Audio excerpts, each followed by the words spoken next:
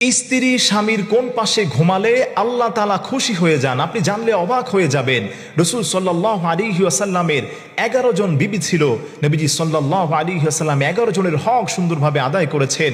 প্রত্যেকটা স্ত্রীর কাছে জিজ্ঞেস করলেই নবীজি সাল্লাল্লাহু আলাইহি ওয়াসাল্লামের বিষয় হাসি মুখে তারা বলতেন যে আমাদের নবীর মতো স্বামী গোটা পৃথিবীতে কোনো স্বামী হতে পারে না। আল্লাহু আকবার। এজন্য স্বামী স্ত্রী যে মিলন, ভালোবাসা, মহব্বত, এটা আল্লাহ তাআলার তরফ থেকে।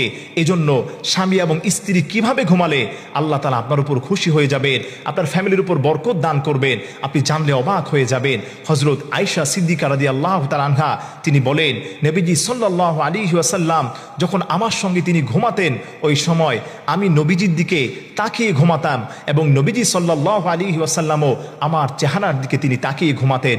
সুবহানাল্লাহি ওয়া বিহামদি।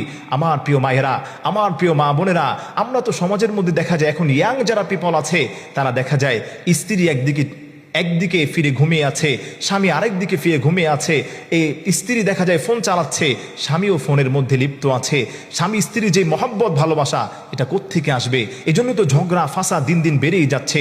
নবীজি সাল্লাল্লাহু আলাইহি ওয়াসাল্লামের যারা স্ত্রী ছিলেন, মা আয়েশা সিদ্দিকা রাদিয়াল্লাহু তাআলা আনহা তিনি বলেন, নবীজি সাল্লাল্লাহু আলাইহি ওয়াসাল্লাম যখন আমার ঘরে আসতেন, নবীজি সাল্লাল্লাহু আলাইহি ওয়াসাল্লাম আমার সঙ্গে যখন ঘুমাতেন, আমার দিকে তার চেহারা মোবারককে তিনি ফিরিয়ে দিতেন, আমিও আমার চেহারাকে নবীজি সাল্লাল্লাহু আলাইহি ওয়াসাল্লামের চেহারা মোবারকের দিকে আমি ফিরিয়ে দিতাম।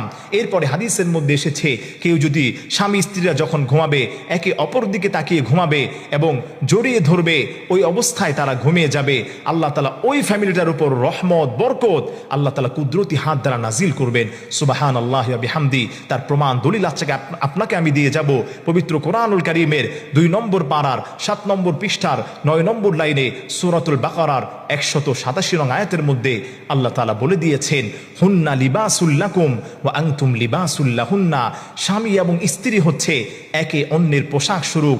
আপনার গায়ে যে পোশাকটি রয়েছে, আমার গায়ে যে পোশাকটি রয়েছে, এই পোশাককে আমি ছুঁড়ে ফেলে দিই না, আমার গায়ে নিয়ে সঙ্গে নিয়ে হাটে বাজারে আমি চলে যাই। তার মানে বোঝা গেল পোশাকটা মানুষের যত কাছাকাছি, স্ত্রী হচ্ছে পোশাকের মতো। এজন্য আমার প্রিয় ভাইরা, আমার প্রিয় মা বোনেরা, স্বামী স্ত্রী যারা আছেন, একজন অপরজনের সঙ্গে কিছু হলেই কথা বলা বন্ধ করে দেয়, কিছু হলেই দেখা যায় রাগান্বিত হয়ে বিছানা আলাদা করে দেয়, খবরদার এই কাজটি আপনি করবেন না। হাদিসের মধ্যে আসছে, কোনো স্ত্রী যদি, কোনো স্বামী যদি স্ত্রীকে বলে যে তোমার রূপ এবং সৌন্দর্য আমি দেখতে চাই, ওই স্ত্রী যদি এটাকে অবজ্ঞা করে, আল্লাহ তাআলা সারা রাত ওই স্ত্রীর উপর গজবের ফেরেশতা দ্বারা আল্লাহ তাআলা গজব নাজিল করতে থাকেন। এরপরে হাদিসের মধ্যে আরও আসছে, কোনো স্ত্রী যদি কোনো স্বামীর সঙ্গে একই বিছনায় না ঘুমিয়ে নিজের স্বামীর দিকে না ফিরে অন্যদিকে ফিরে থাকে, তার অহংকার বশত ইচ্ছাকৃতভাবে যদি কেউ এটা করতে পারে, শরীয়তের কোনো ওজর ব্যতীত, তার মাসিক হওয়া ব্যতীত যদি এটা করে, আল্লাহ তাআলা লানতের ফেরেশতারা তার উপর সারা রাত ভর লানত করতে থাকে, ওই মৌলার উপর আল্লাহর গজব পড়ে যায়।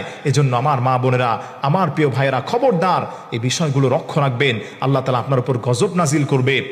এজন্য স্বামী এবং স্ত্রী বন্ধুর মতো চলার চেষ্টা করবেন। হাদিসের ফরমান অনুযায়ী নবীজি সাল্লাল্লাহু আলাইহি ওয়াসাল্লাম যে সুন্দরভাবে স্ত্রীদেরকে আগলে রেখেছেন, স্ত্রীদের সঙ্গে সৌহার্দ্যপূর্ণ আচরণ করেছেন, আল্লাহ তাআলা কোরআনুল কারীমে বলেন, ওয়া আশিরুহুন্না বিল মারুফ, তোমরা তোমাদের স্ত্রীদের সঙ্গে সৌহার্দ্যপূর্ণ সুন্দর আচরণ করো।